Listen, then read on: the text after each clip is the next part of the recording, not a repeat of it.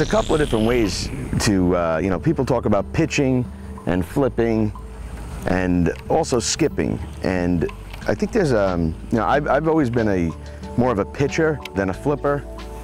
And the difference between a pitch and a flip, I can show you that. When you're pitching, you take the jig and usually you pull it up. You only need about 5 feet of line, usually about almost a little bit higher than the reel height.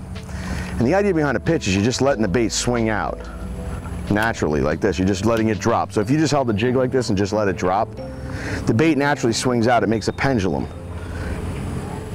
What you do then is your thumb in your reel, you drop it down, and you just let your thumb off the reel a little bit.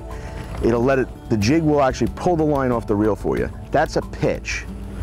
A flip, you start with the line out already.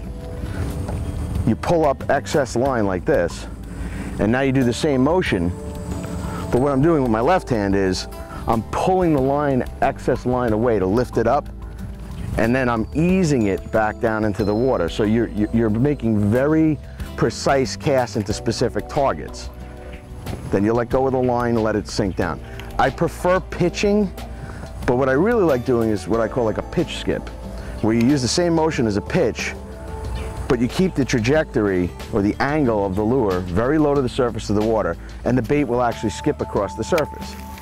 So when you do that, you need to have your reel set with the braking system a little tighter than you normally would. And you can do this forehanded or backhanded. You take the jig and just let it skip across the surface of the water.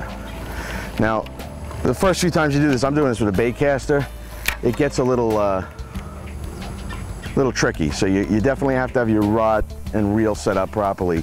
So one of the things, you know, every reel, when you're doing this type of pitching or what I call pitch skipping, every reel has a centripetal brake on it, and some of them have magnetics on the sides as well as a magnetic spool control in here that you can actually adjust.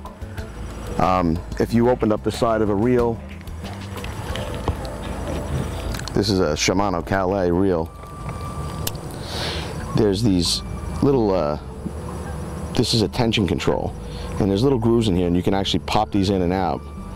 I have this set with 1, 2, 3, 4, 5 out of the possible 6 in the out position. Okay, that's going to give me more resistance. Then you close this up.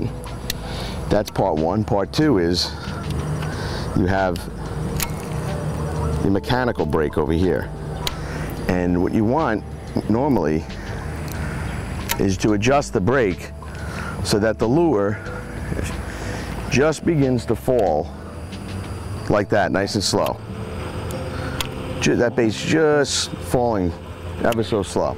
Now what you can do with that, if you watch, I'm going to make a cast, a normal cast, and I'm not even going to thumb the reel.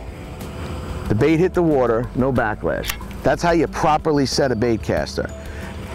So when you get that lure to just start falling, you adjust that brake, tighten it up until it just starts falling. That's where you're going to have the brake set properly to make a cast. With pitching, what you want to do is you're going to back it off a little bit more, because what you want to have happen when you make a pitch is you need that bait to freely swing away. If the brake is too tight, what happens is when you make that pendulum motion, you let that bait swing out, the tightening of the spool is going to force the line to come up in the water too soon, and then it hits the water too hard. So when you're trying to pitch, you want to have it loose enough where it'll carry off the reel nice and soft into the water. Same thing with a skip. The skip, you're going to adjust the setting a little bit tighter than you would with a pitch, just because it'll help it prevent backlashes when you make a skip cast. So using the skip, I'm going to do a pitch, make a light pitch like that.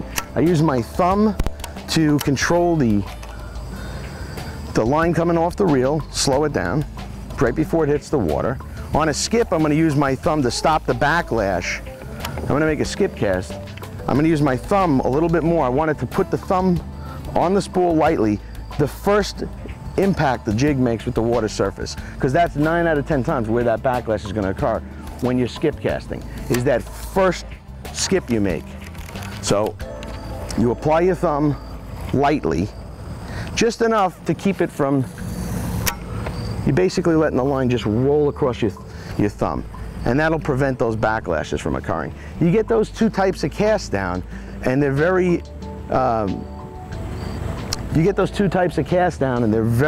effective in fishing tight to cover. And the one thing about skipping is there's an element to skipping that's different than pitching. Pitching is an element of surprise. You're taking a lure, you're quietly putting it in front of a bass's face before they've had a chance to even realize something's gotten into their area. So they're an aggressive animal. They're going to instinctively grab something. That's their way of protecting themselves too. So they see something, they are opportunistic, but they're also defensive. If something gets up in their face and they're not aware of it, they're going to just reaction bite it. With the skip, it triggers a feeding response out of them because it mimics a bait fish, a bluegill, a shad, whatever it might be, that's skipping across the water trying to escape another predator.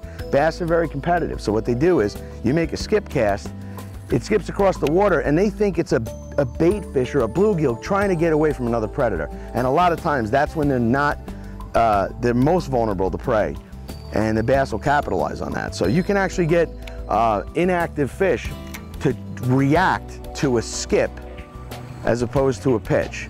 So when I do this, I'll go throughout my day and switch back and forth between pitching and skipping, because on certain days they don't want it to make a noise. There are days when you're out there and they're real skittish and they're up in the shallow water and they don't want to skip. They're not actively or aggressively chasing stuff down. And then there's times when they want that to get a reaction bite. So I'll go back and forth. If I realize I'm not getting hits on a skip, I'll go back to pitching softly and making a soft presentation. If I start to connect with fish when I'm making a pitch, then I'll stick with pitching for the day.